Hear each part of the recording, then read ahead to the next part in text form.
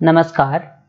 JSSC education में आपका फिर से स्वागत है। जो मिसलेनियस वाला पार्ट हमारा चल रहा है उसका ये नेक्स्ट चैप्टर आप कह लीजिए इसको, क्योंकि जो लास्ट लेक्चर था उसमें हम लोग ने जो देश के कैपिटल थे, राजधानी थे और उनके जो मुद्रा थे, जो करेंसी थे, उनका मैंने लगभग 180 देशों का मैप के सहायता से पूरा का पूरा आपको 7 लेक्चर में कंप्लीट किया था, राइट। अगर आप इसको देखे होंगे तो आपको एक बेसिक जो फाउंडेशन होता है जिससे आप करंट अफेयर्स या फिर जो स्टैटिक वाले पोर्शन होते हैं, जो करंट अफेयर्स से मिला के क्वेश्चन पूछे जाते हैं, वो एक आपका बहुत ही तगड़ा और बहुत ही अच्छा आपका फाउंडेशन बना है। अब मैं उसी फाउंडेशन के ऊपर से क्या करूंगा कि अंतरराष्ट्रीय संगठन जो भी हैं, जैसे IUCN है, आपका UNDP है, UNEP है, वो कहाँ पर हैं, कब उनका स्थापना हुआ था, वो कौन कौन से रिपोर्ट जारी करते हैं, ये सभी हम लोग बहुत अच्छे से कवर कर पाएंगे। जो भी हमारा कंट्री कैपिटल वाला लेक्चर नहीं देखे हैं, वो अगर इनको देखेंगे पहले और उसके बाद इस लेक्चर को आप देख रहे हैं तो समझिए कि आपका जो पुराना वाला है वो भी रिवीजन हो रहा है और ये भी है, क्योंकि मैं आपको पता है कि मेरे जितने भी लेक्चर्स होते हैं सभी एक दूसरे से कनेक्टेड होते हैं, राइट। मैं आपको एग्जांपल बताता हूँ। जैसे फॉर एग्जांपल मैं अंतर्राष्ट्रीय संगठन में अभी पढ़ाऊंगा कि UNEP का हेडक्वार्टर कहाँ पर है, तो मैं बताऊंगा कि वो आपका केनिया के शहर नायरोबी में है। तो उससे फायदा क्या होगा कि जब केनिया के बारे में बताऊंगा तो मैं आपको इसका कंट्री कैपिटल साथ में फिर से रिवाइज करते चला जाऊंगा और हम लोग इसको स्टेप बाय स्टेप करके देखेंगे। लाइक जैसे कि हम लोगों ने पहले पढ़ा था कि जो हमारा नॉर्थ अमेरिका वाला पार्ट है, जैसे ये देखिए, ये नॉर्थ अमेरिका वाला पार्ट है, इसमें से हम लोग को पता है कि ऊपर में हमारा कनाडा है और बीच में USA है जिसको हम लोग अमेरिका बोलते हैं, और नीचे जो पार्ट है हमारा इसको हम लोग बोलते हैं मेक्सिको बोलते हैं, ठीक है। तो हम लोग इस तरह से पढ़ेंगे कि पहले पढ़ेंगे कनाडा में कौन कौन से हमारे जो हेडक्वार्टर्स है वो सब पढ़ेंगे, फिर USA में हेडक्वार्टर्स है वो पढ़ेंगे, फिर मेक्सिको में हेडक्वार्टर्स हैं या फिर उसका क्या इंपॉर्टेंस है वो पढ़ेंगे। तो इससे क्या होगा ना, आपको बहुत अच्छे से आपको याद हो जाएगा। नहीं तो क्या होगा कि आपको USA का मिल जाएगा, फिर आपका एक UK का मिल जाएगा, एक आपका कोई केनिया का मिल जाएगा, इस तरह से करके आपको लिस्ट मिल जाएगा, वो याद करना बहुत मुश्किल होगा। इसलिए मैं इसको मैप के सहायता से समझा रहा हूँ आपको, ताकि हम लोग एक रीजन बाय रीजन करते जाएं कि इस रीजन में ये क्या है। तो उससे क्या होगा कि आप बिलीव नहीं करोगे, आपका इतना स्ट्रांग ये हो जाएगा अंतर्राष्ट्रीय संगठन वाला चीज, और उसके आगे आप बहुत सारे फाउंडेशन आप क्रिएट कर पाओगे। और वो करंट अफेयर जो बोलते हैं कि मेरा कमजोर है, हम नहीं कर पा रहे हैं, अगर आप भरोसा करें तो ये आपके लिए ब्रह्मास्त्र का काम करेगा। तो हम लोग किस तरह से पढ़ेंगे, जैसे हम लोगों ने मैप पढ़ा था, जैसे हम लोगों ने कंट्री पढ़ा था, कैपिटल पढ़ा था कि नॉर्थ अमेरिका शुरू किया, फिर सेंट्रल अमेरिका पढ़ा, फिर साउथ अमेरिका पढ़ा, फिर ग्रीनलैंड पढ़ा, फिर ऑस्ट्रेलिया, फिर आपका ओशियानिक रीजन जिसको आसियान कंट्रीज बोलते हैं, फिर सार्क हम लोगों ने पढ़ा। तो आप देखिए, फिर हम लोगों ने ब्रिक्स वगैरह सारा कुछ पढ़ा हुआ था, फिर एशिया पढ़ा, north east, middle east, Europe को अलग अलग पार्ट में करके पढ़ा, फिर अफ्रीका को अलग अलग पार्ट में करके पढ़ा।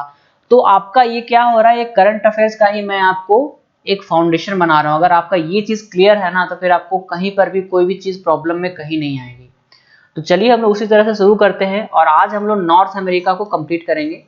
बहुत छोटा वीडियो होगा। और अगर आप JSSC की तैयारी कर रहे हैं और एक बहुत ही प्रीमियम टीचर से आप पढ़ना चाहते हैं, बहुत अच्छे तरीके से आप अपनी तैयारी करना चाहते हैं, अपनी सीट को जनरली आप कंफर्म करना चाहते हैं, तो आप हमारे कोर्सेज को ज्वाइन कर लीजिए। यहाँ पे हमारे डाउनलोड कीजिए ऐप को और घर बैठे आप ऑनलाइन तैयारी कीजिए। तो ये देखिए, ये हमारा नॉर्थ अमेरिका वाला पार्ट है, जिसमें से ये हमारा है कनाडा, ये है यूनाइटेड स्टेट्स ऑफ अमेरिका जिसको हम लोग USA बोलते हैं, और ये है हमारा मेक्सिको वाला पार्ट। ये अलास्का है जो कि अमेरिका का ही पार्ट है। पहले जो अलास्का था, अब बताइए पहले किसका पार्ट था, पहले ये रसिया का पार्ट था, लेकिन बाद में यह अमेरिका का पार्ट हो गया। तो हम लोग एक एक करके देखेंगे। पहले कनाडा में देखेंगे कि हम लोगों को कितने सारे यहाँ पे हम लोगों को पढ़ने हैं। तो आपको कनाडा में सिर्फ 3 पढ़ने हैं। यहाँ पे सिर्फ 3 अंतर्राष्ट्रीय संगठन है और कनाडा का शहर है मॉन्ट्रियल, वहीं पे सारे हैं। क्लियर है? तो कौन कौन है? सबसे पहला आपका है इंटरनेशनल सिविल एविएशन ऑर्गेनाइजेशन, अंतरराष्ट्रीय नागरिक उड्डयन संगठन। एक बार इसको देख लेते हैं, फिर मैं आपको याद करने का एक तरीका भी बताऊंगा कि अब इसको फिर भूलेंगे नहीं कभी। दूसरा है यहाँ पे international air transport association, IATA, इसको हम लोग बोलते हैं अंतर्राष्ट्रीय वायु परिवहन संघ। देखिए जिसका इसका इंग्लिश का वर्ड है उसी का हिंदी लिखा हुआ, लाइक इंटरनेशनल का अंतर्राष्ट्रीय, एयर का वायु, ट्रांसपोर्ट का परिवहन एसोसिएशन का संघ। तो इंग्लिश और हिंदी आप दोनों में कंफर्टेबल होंगे, इसलिए मैंने यहाँ पे बाइलिंगुअल लिखा हुआ है। और तीसरा है वर्ल्ड एंटी डोपिंग एजेंसी, जिसको वाडा बोलते हैं, विश्व डोपिंग विरोधी संस्था है। और ये जो है कनाडा का मॉन्ट्रियल के शहर में है एक जगह, को क्यूबेक नाम है, क्यूबेक में ये वाडा का हेडक्वार्टर, और ये काफी इंपॉर्टेंट है। अब देखिए मैं इसको पहले याद करने का तरीका बताता हूँ, फिर हम लोग इसके बारे में पढ़ेंगे कि इसका क्या काम है, इसका क्या काम है, इसका क्या काम है। अभी हम लोग इसको रिलेट करेंगे। आपको पता है जब भी आप मूवीज वगैरह देखे होंगे तो सभी को मोस्टली जो पंजाबी रहते हैं सभी को क्या बोलते हैं, हम लोग कनाडा में पढ़ाई करेंगे, या जितने भी सारे पंजाबी मैक्सिमम रहते हैं उनके बच्चे कनाडा पढ़ाने के लिए या फिर पढ़ने के लिए चले जाते हैं। वो लोग कनाडा बोलते हैं, इसलिए मैं यहाँ पे कनाडा यूज कर रहा हूँ, लेकिन हम लोग यहाँ पे कनाडा पढ़ेंगे यहाँ पे, ठीक है। तो आपको पता है कि जब वो लोग कनाडा जाएंगे वहां पे तो लोग किसका इस्तेमाल करेंगे, एयर ट्रांसपोर्ट, मतलब एरोप्लेन से जाएंगे। तो एरोप्लेन से दो संगठन है आपका, इंटरनेशनल सिविल एविएशन ऑर्गेनाइजेशन और इंटरनेशनल एयर ट्रांसपोर्ट ऑर्गेनाइजेशन। तो वो कहाँ पर होगा, कनाडा में होगा। उसके बाद आपको पता है कि जो ड्रग्स वाले जो बहुत सारे जो धंधे होते हैं, जो बहुत ज़्यादा ड्रग्स या नशे में डूबे हुए रहते हैं, वो पंजाब वाला जो एरिया है उधर बहुत सारा ये ड्रग्स वगैरह का सप्लाई होता है। तो उससे भी आप याद कर सकते हैं कि ड्रग्स वगैरह, मतलब पंजाब से आपका तीनों याद हो गया। एक तो याद हो गया आपका कि ड्रग्स वाला, मतलब एंटी डोपिंग। उसके बाद आप एयर ट्रांसपोर्ट वाला याद हो गया, एयर ट्रांसपोर्ट से दो गए हैं। अब मैं इसका आपको काम बताता हूँ, सबका अलग अलग काम के। जैसे आपने मूवी भी देखा होगा उड़ता पंजाब, उसमें आपको पता है कि ड्रग्स से रिलेटेड मूवीज बनाया गया जो कि पंजाब वाले एरिया में है। कोई भी पंजाबी इससे ऑफेंस ना हो, ठीक है, मैं किसी को ये नहीं कर रहा हूँ, ठीक है, लेकिन मैं बस इसको याद करने का तरीका के लिए मैं बस इसको यूज कर रहा हूँ, तो प्लीज इग्नोर इट। अब देखिए इसको कैसे, इसका क्या क्या काम है।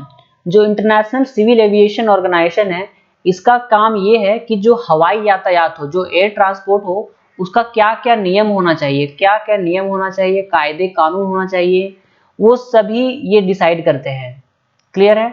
ये जो है इंटरनेशनल एयर ट्रांसपोर्ट एसोसिएशन, इसका क्या है कि जितने भी सारे अंतरराष्ट्रीय जो एयरलाइंस हैं, जितने भी सारे एयरलाइंस हैं, ये व्यापारिक संगठन है। और ये जो IATA है, जितने भी एयरलाइंस सभी इसका मेंबर है। क्लियर है। और विश्व डोपिंग विरोधी संस्था, ये आपको पता है कि जैसे ओलंपिक वगैरह में बहुत सारे क्या होते हैं, आपको न्यूज वगैरह में आते रहते होंगे कि वो उन्होंने ड्रग्स लिया था, ड्रग्स लेते हुए पकड़ा गए हो। तो यह संस्था वही काम करता है कि कहीं कोई खिलाड़ी ऐसा तो नहीं है जो ड्रग्स लेकर अपना परफॉर्मेंस बढ़ाना चाहता है, तो उसके लिए ये जांच पड़ताल करता है खिलाड़ियों की। तो ये तीन संस्था है जो आपका कहाँ पर है, वो कनाडा में है। और मुझे भरोसा है कि अगर आप इस तरह से याद करोगे तो आप कभी इसको भूल नहीं पाएंगे।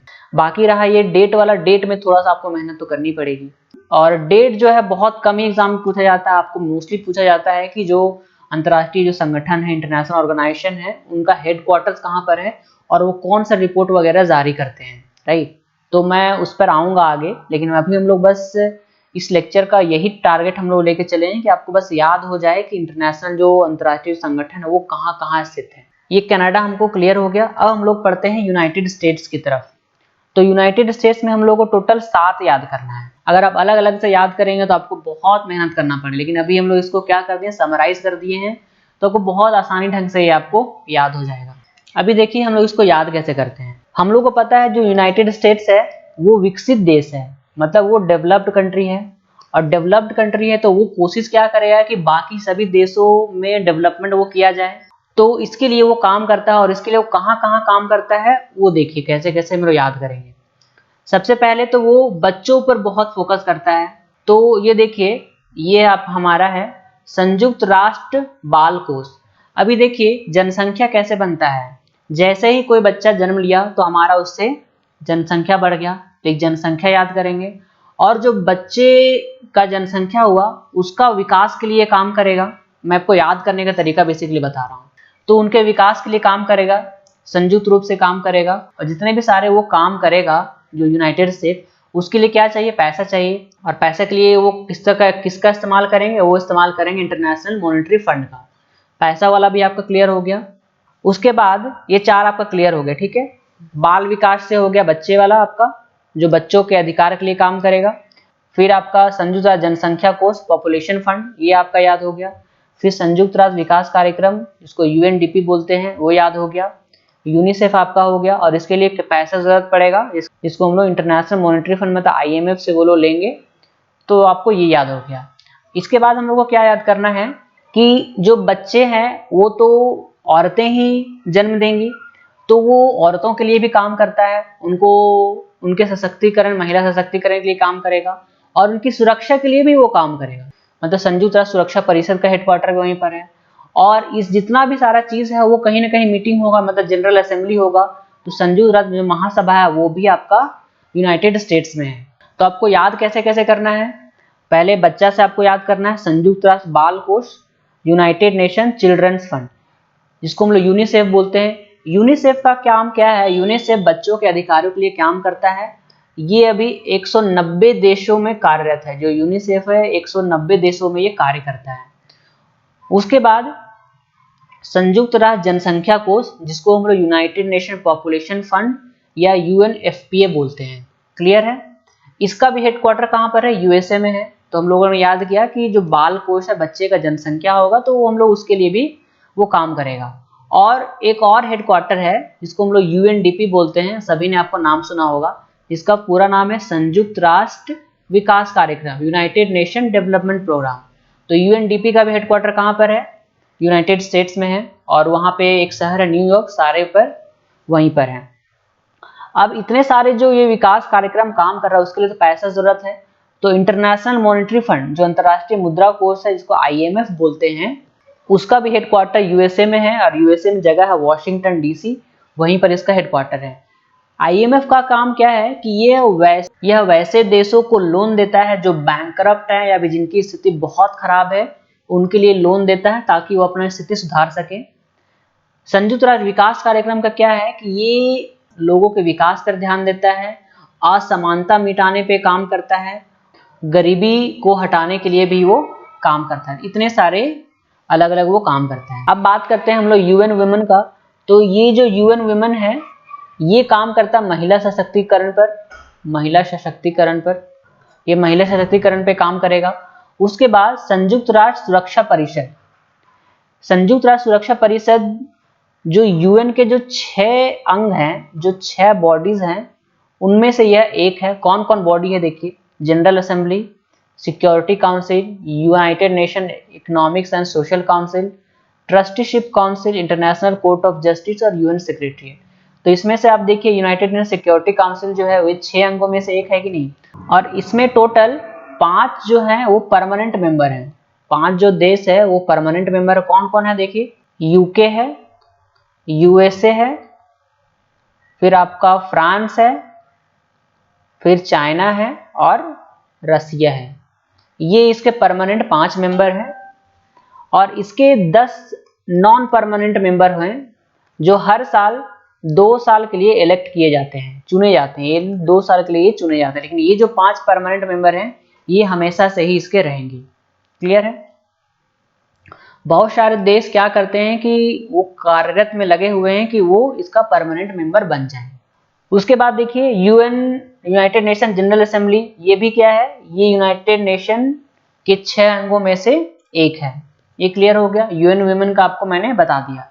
तो ये सब चीजें आपको बहुत अच्छे से क्लियर हुआ होगा कि बच्चा से आप यूनिसेफ याद कर सकते हैं, फिर जनसंख्या कोष से जो बच्चे की जनसंख्या रहेगा उससे आप UNFP याद कर सकते हैं, उनके विकास के लिए UNDP याद कर सकते हैं, फिर सभी के लिए पैसा लगेगा तो IMF याद कर सकते हैं, और बच्चे को जन्म देंगी औरतें, उनके लिए आप UN वुमेन याद कर सकते हैं, सिक्योरिटी उनको मिलेगा तो उनके लिए आप सुरक्षा परिषद याद कर सकते हैं, संयुक्त राष्ट्र महासभा याद कर सकते हैं। तो सभी कुछ आप इससे याद कर सकते हैं।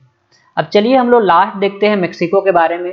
तो मेक्सिको में किसी इंपॉर्टेंट जो है हेडक्वार्टर वहां पे नहीं है, लेकिन जो मेक्सिको है वो ग्रुप ऑफ 5, एक संगठन है ग्रुप ऑफ 5, उसका यह मेंबर है। और ग्रुप ऑफ 5 में वैसे देश हैं जो अपनी इकोनॉमिक को उभार रहे हैं, मतलब अभी उभरती हुई आर्थिक शक्तियां हैं वो।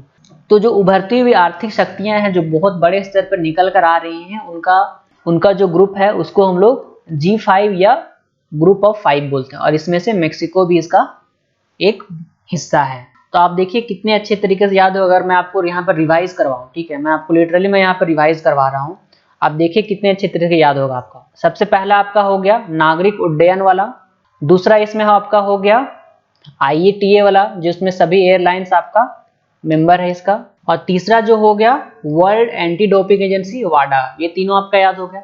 यूनाइटेड नेशंस में देखिए कैसे 7 याद करते हैं। पहला आपका बच्चे वाले से याद कर लीजिए, यूनिसेफ जो बच्चों के लिए काम करता है। दूसरा जनसंख्या कोष याद कर लीजिए आप। तीसरा याद करिए इन दोनों के विकास के लिए काम करता है, मतलब UNDP डेवलपमेंट प्रोग्राम वाला था। चौथा नंबर में आपका क्या था याद कीजिए, चौथा नंबर में आपका था IMF। पांचवें नंबर में आपका था UN वुमेन। छठे नंबर पे जो जनरल असेंबली, और सातवें नंबर पे आपका हो गया उनके सिक्योरिटी के लिए काम करता है। तो देखिए कितने आसानी से आपने सभी को याद कर लिया, और मेक्सिको आपका ग्रुप ऑफ 5 का मेंबर है। तो ये आपका बहुत अच्छे से याद हो गया। और अगर आप हजारीबाग से हैं तो आप हमारे ब्रांच में आ जाइए, आप वहाँ पे ऑफलाइन तैयारी भी आप कर सकते हैं। तो अगर कोई भी आपको डाउट होता है तो आप इन नंबरों पे कॉल करके जानकारी प्राप्त कर सकते हैं। तब तक के लिए धन्यवाद। तो मिलते हैं इसके नेक्स्ट लेक्चर में। नेक्स्ट लेक्चर में हम लोग पार्ट 2 को कंप्लीट करेंगे और इसमें से हम लोग आगे बढ़ेंगे। ठीक है, तो तब तक के लिए धन्यवाद। All the best. जय हिंद।